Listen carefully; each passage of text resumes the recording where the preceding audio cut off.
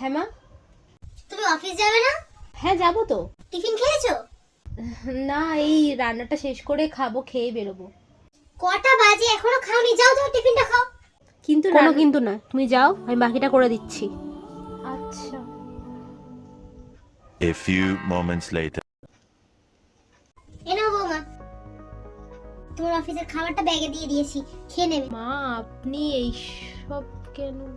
তোমার মা থাকলে করতো না? হ্যাঁ। তো আমি কি তোমার মা না?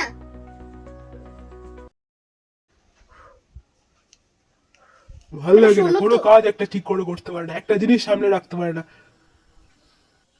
কি হয়েছে বৌমা? ওই ওর অফিসের কিছু একটা খুঁজে পাচ্ছে না, তো আমাকে বলছে আমি কেন গুছিয়ে রাখিনি। হবে না, যেমন বাপ তার তেমন ছেলে।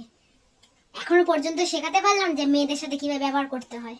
শোনো বৌমা, ও 4টে কথা বললে তুমি 10টা কথা শুনিয়ে দেবে। আমি বলছি, ছাড়বে না একদম। আচ্ছা মা। কংগ্রাচুলেশন বৌমা। থ্যাংক ইউ মা, কিন্তু কেন? শুনলাম তোমার অফিসে প্রমোশন হয়েছে, হায়দ্রাবাদ যাচ্ছ। হ্যাঁ, কিন্তু আমি যাব না। কেন যাবে না কেন? তোমাদের একা রেখে, আর ও তো নিজের কিছুই কাজ পারে না নিজের, তো কি করে?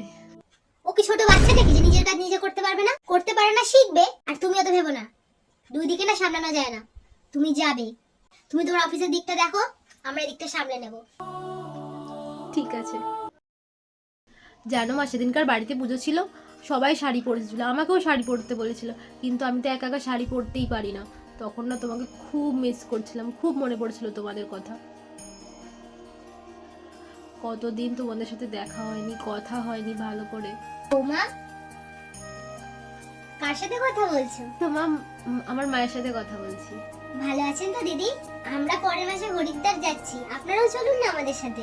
হ্যাঁ মা, তোমরাও চলো আমাদের সাথে, অনেক মজা হবে, সবাই মিলে অনেক আড্ডা দেবো।